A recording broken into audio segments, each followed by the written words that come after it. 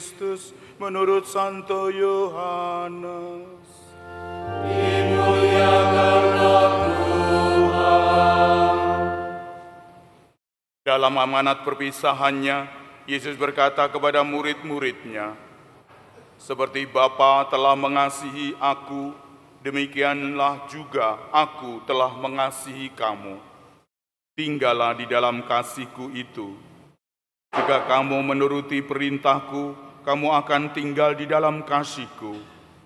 Seperti aku menuruti perintah Bapa-Ku dan tinggal di dalam kasih-Nya. Semuanya itu aku katakan kepadamu, supaya sukacitaku ada di dalam kamu, dan sukacitamu menjadi penuh.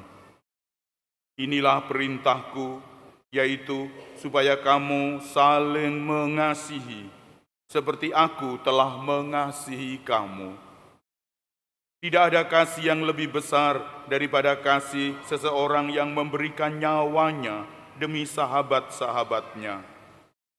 Kamu adalah sahabatku, jikalau kamu melakukan apa yang aku perintahkan kepadamu. Aku tidak menyebut kamu lagi hamba, sebab hamba tidak tahu apa yang dilakukan oleh tuannya. Tetapi aku menyebut kamu sahabat, karena aku telah memberitahukan kepada kamu segala sesuatu yang telah aku dengar dari Bapa-Ku. Bukan kamu yang memilih aku, tetapi akulah yang memilih kamu. Aku telah menetapkan kamu supaya kamu pergi dan menghasilkan buah, dan buahmu itu tetap, supaya apa yang kamu minta kepada Bapa dalam namaku diberikannya kepadamu. Inilah perintahku kepadamu, kasihilah seorang terhadap yang lain. Demikianlah Injil Tuhan. Terpujilah Kristus.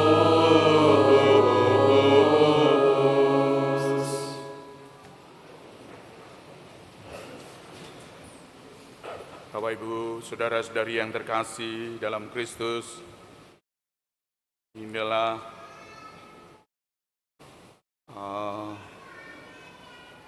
Paskah yang diberikan kepada diri kita, itu adalah kasih Tuhan. Paskah untuk menunjukkan bahwa diri kita tidak mampu menyelamatkan dirinya. Maka Bapa mengutus putranya, dan dia wafat, lalu bangkit, lalu naik ke surga, agar diri kita bisa selamat. Kalau hanya dengan kemampuan diri kita sendiri, tangelamun. Kita harus mengikuti Tuhan, supaya diri kita bisa diikut sertakan dalam kebangkitan dan kenaikannya ke surga. Bapak, Ibu, saudara-saudara yang terkasih, namun dunia ini mewartakan yang lain. Dunia mewartakan apa yang balas dendam, iri hati, dan kita semua sudah kena balas dendam dan iri hati itu. Sudah kena dalam balas dendam itu. Kalau ditempeleng orang, diinjak kakinya, kita menteleng, lalu belalak matanya. Pacar kita disentuh orang, sudah belalak matanya. Kita sendiri juga begitu. Bapak, Ibu, saudara-saudara yang terkasih, sudah terjangkiti oleh rasa seperti itu. Kita sudah terjangkiti. Maka Bapak, Ibu, harus bangkit. Itu dunia yang diwartakan oleh Tuhan. Itu adalah kedamaian, kerukunan, dan kebahagiaan kita. Oleh karena itu kita harus setia dalam menanamkan kebaikan-kebaikan.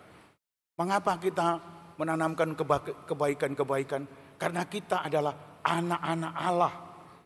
Anak-anak Allah. Lihat Santo Yohanes tadi mengatakan, Allah adalah kasih. Kalau kita mengasihi, itu adalah Allah. Bapak Ibu, saudara-saudara yang terkasih, cintailah satu sama lain supaya kita bergerak dalam lingkup Allah. Oleh karena itu, kita tidak perlu balas dendam, engkel-engkelan, dan seterusnya, dan seterusnya. Saya sampai jengkel kalau di lalu lintas keramainya kayak gitu masih ada gegeran di ujung sana. Mbok ditinggal lah ya wis lah. Mobil diserempet yo matur nuwun ngono lah.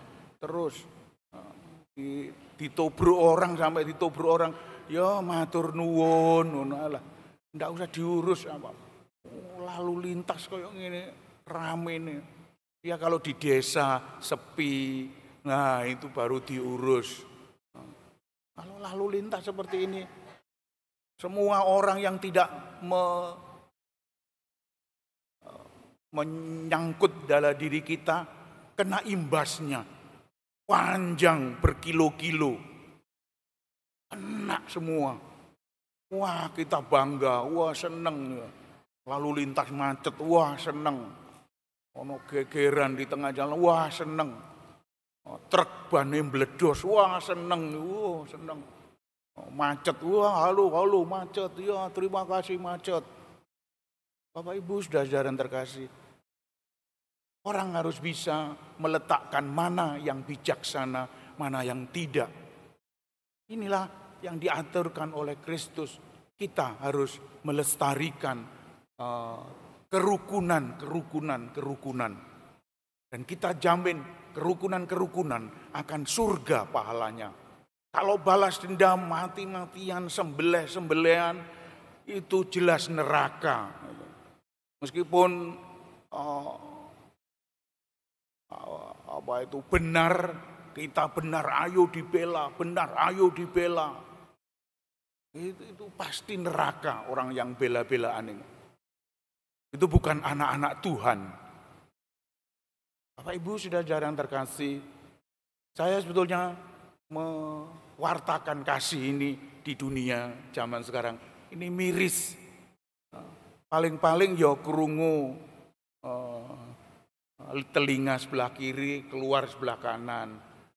Masuk sebelah kiri, keluar sebelah kanan. Ngono ae. Bolak-balik setiap kali dalam khotbah gereja, ajaran-ajaran selalu cinta kasih. Tetapi buktinya masih banyak cinta kasih ini dilanggar. Apa yang harus kita lakukan dengan hati yang begitu keras seperti itu? Apakah harus kita yang kena seperti itu baru kita membela? Atau kita yang diupayakan untuk berbuat kasih, tetapi kita sendiri berbuat kejelekan-kejelekan? Banyak.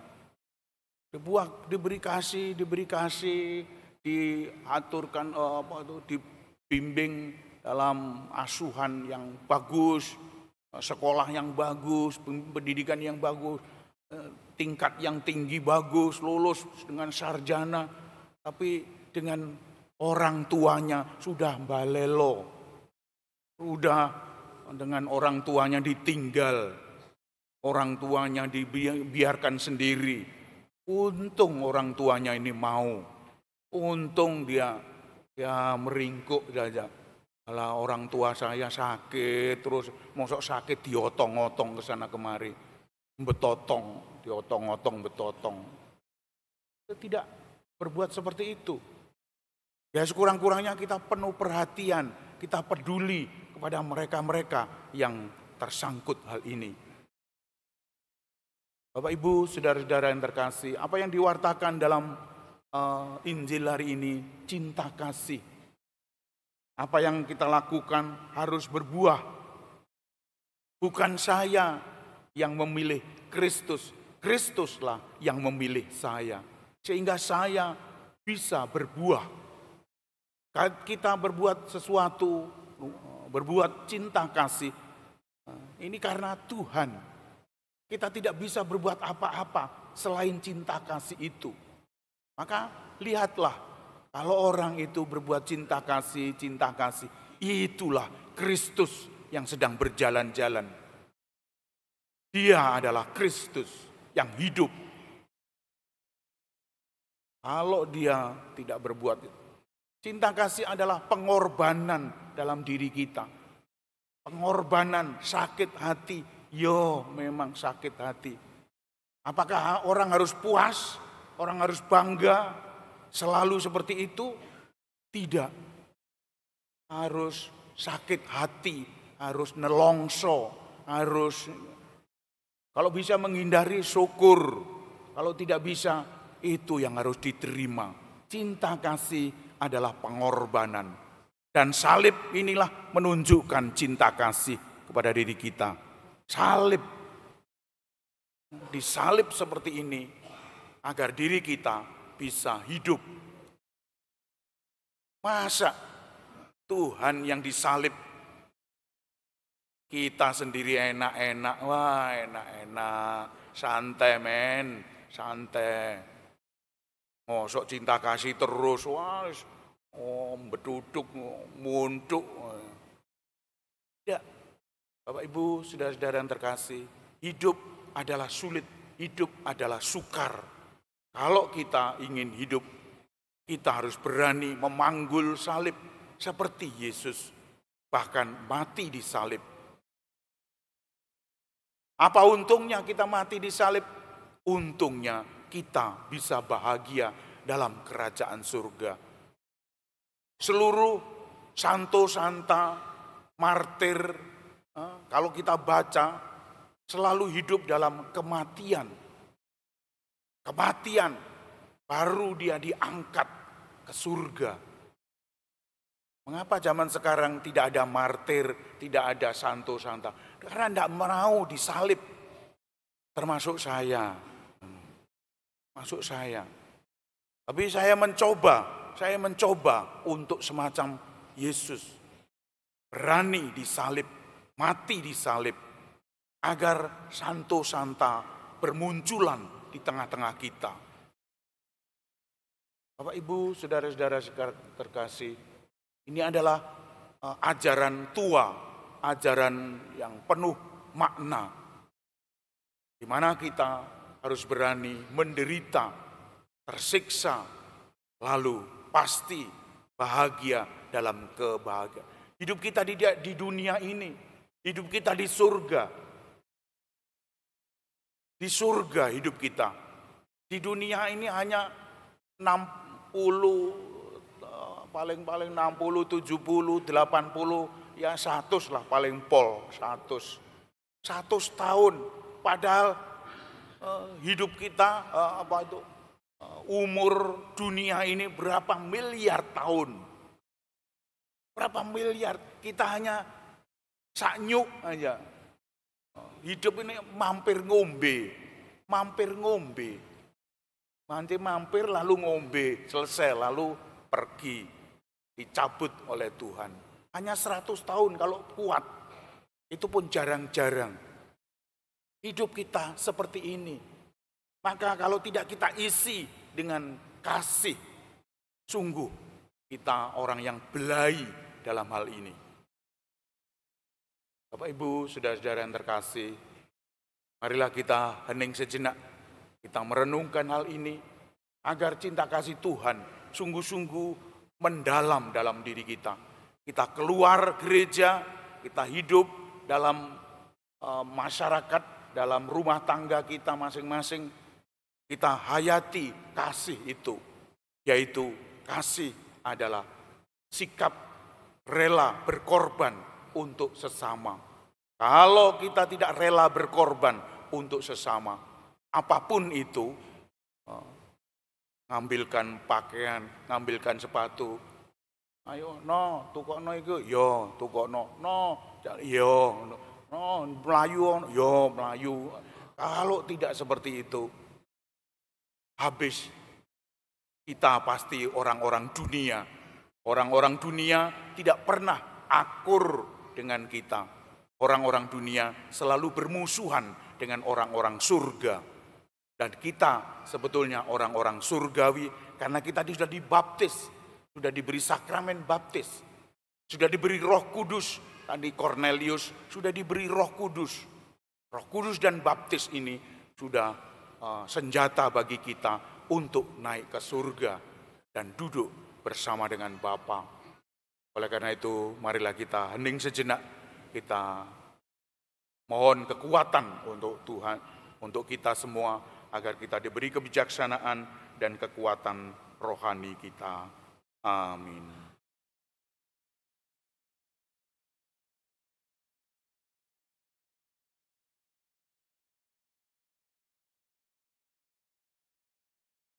Dan marilah kita bangkit berdiri mengaturkan